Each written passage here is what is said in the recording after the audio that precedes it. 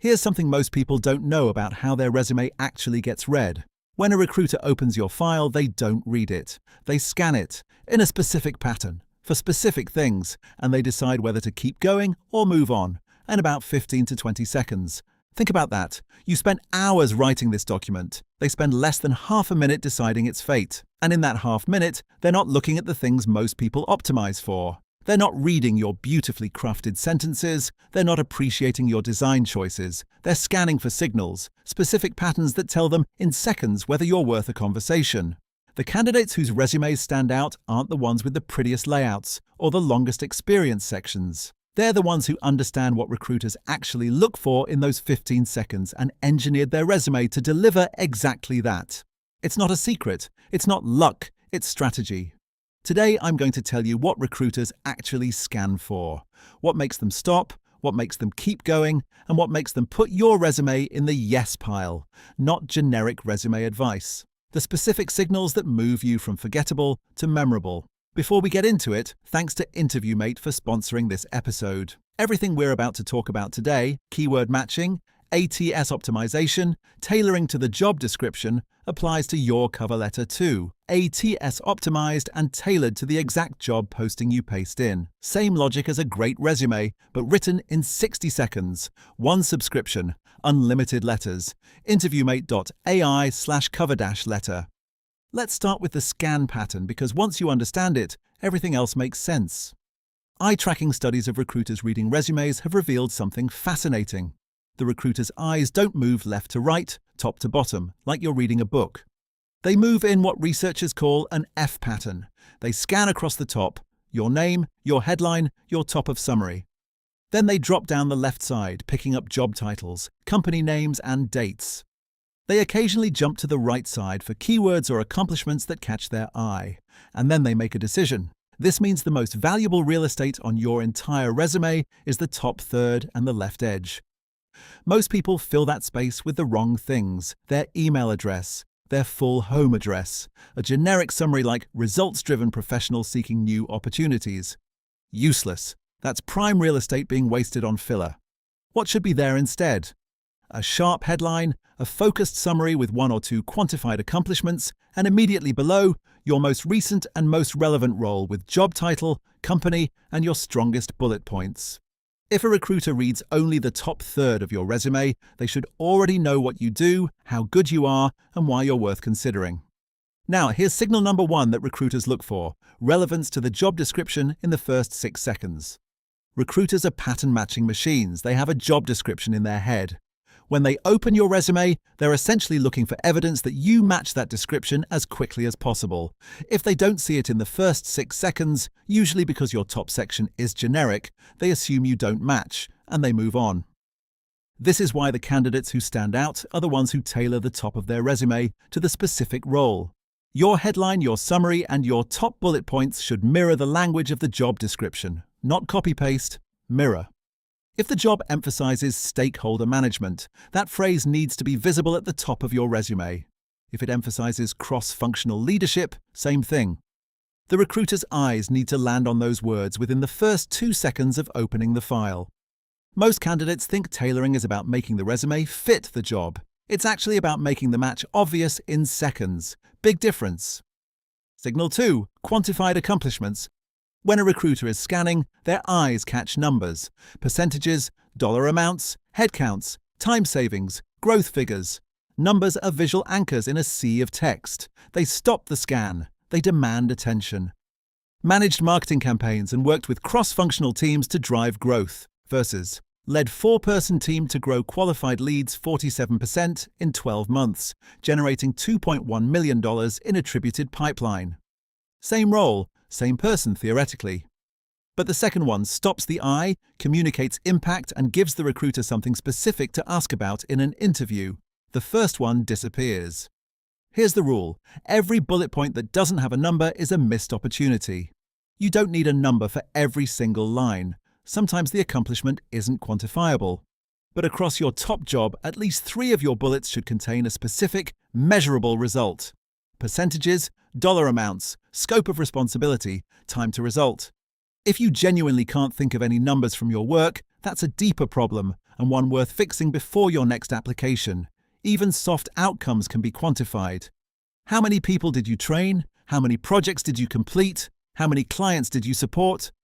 The numbers exist, you just have to dig. Signal 3. Progression and recency. Recruiters look for forward motion. They want to see that your career is moving in a direction, increasing responsibility, growing scope, advancing titles. They're not looking for a perfect ladder. They're looking for evidence that you're building something. This is why your job titles matter more than most people realize. If you're a senior marketing manager but your previous title was marketing coordinator with no intermediate steps, that's a story, a good one. A recruiter sees that and assumes you grew fast. But if your titles are scattered and don't show clear progression, the recruiter has to work harder to understand your trajectory.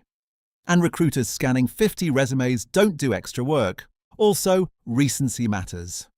The recruiter's eye goes to your most recent role first. If your most recent role is your most impressive, you're set up well. If your most recent role is weaker than your previous one, for example, if you took a step back or did a stint of consulting after a senior role, you need to frame it carefully. Add context. Show that the recent role used senior-level skills even if the title was lower. Signal 4. Tools, technologies, and specifics. Recruiters scan for nouns, specifically named tools, software, methodologies, and certifications. These act like keyword anchors. The recruiter sees it, the AI screening sees it, and the box gets checked. Vague language is the enemy here. Marketing automation tools doesn't match HubSpot. Project management software doesn't match Jira. Cloud platforms doesn't match AWS. If you have direct experience with the specific tools they listed, name them by name. Don't generalize, don't abbreviate. Don't assume the reader will infer. This is one of the highest impact, lowest effort changes you can make. Most people leave it generic because they're worried about repetition or feel weird listing brand names. Get over it. The match is what matters. Signal 5. Clean signaling. What your formatting communicates without words. This is the one most people miss entirely. The way your resume looks, independent of what it says, communicates something to the recruiter before they read a single word. A cluttered, multi-column, multi-font resume tells the recruiter, this person doesn't think clearly. A pristine, single-column, professionally spaced resume tells them, this person is organized and detail-oriented. That impression forms in the first second, before any actual content is processed. This means your formatting choices are a form of communication, clean alignment, consistent date formatting, bullets that all start with strong action verbs, white space that lets the eye breathe. These details matter because recruiters scan thousands of resumes and your formatting either earns their attention or signals, this one will be exhausting to read. Pick one font for everything, pick one date format and stick to it. Pick one bullet style, pick one heading hierarchy. Consistency is its own kind of credibility. Now, the 3 things recruiters notice that immediately disqualify you. 1. Typos and grammar errors, especially in the top third. A typo in your name, your job title, or your headline is almost always fatal. A typo in a bullet point is usually fatal. Recruiters don't view this as a small mistake. They view it as a signal about how you'd perform on the job. Proofread 3 times, then have someone else proofread. 2. Dates that don't add up. If your timeline has unexplained gaps, overlapping roles without context, or impossible math, recruiters notice. They're not auditors, but they pattern match. If your dates seem off, they assume you're hiding something. Be clean and consistent. If you have a gap, you can address it. If your dates are sloppy, they think you're sloppy. 3. Vague or fluffy language. Passionate about driving results. Strategic thinker with a track record of success. Dynamic professional. None of these phrases mean anything. They take up space and signal that you don't have anything specific to say. Every sentence should pass the so what test. If you can't answer so what, cut it. If you want to make a recruiter actually stop scanning and start reading, include one specific detail in your resume that's unusual, memorable, or unique. Not gimmicky, not unprofessional. Something concrete that tells them you're a real person who did real things. Examples: spoke at 3 industry conferences on B2B marketing strategy. Trained and managed remote teams across 4 time zones. migrated legacy system serving 50,000 plus users with zero downtime.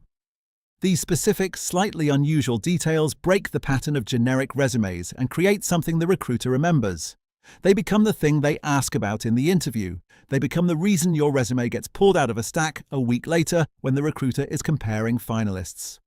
One memorable line can be the difference between making the shortlist and being forgotten. Quick recap. Recruiters scan in an F pattern. Front-load your strongest material in the top third. Mirror the job description's exact language to signal match in seconds. Quantify your accomplishments. Numbers stop the eye. Show progression and frame recent roles carefully. Name specific tools, technologies, and certifications. Keep formatting clean and consistent. It communicates credibility before content does. Eliminate typos, fix sloppy dates, and cut every vague phrase. And include at least one memorable, specific detail that makes you stick in their mind. A resume that stands out isn't longer, fancier, or more creative than the rest. It's just engineered for how recruiters actually read it. Check out InterviewMate at interviewmate.ai/cover-letter. You just spent this whole episode learning how to make your resume work. Your cover letter follows the same rules, and InterviewMate writes it for you in 60 seconds. Unlimited letters on one subscription, link in the description. If this changed how you think about your resume, share it with someone whose resume isn't getting traction. Sometimes a small shift in framing makes all the difference. Subscribe, and I'll catch you in the next one.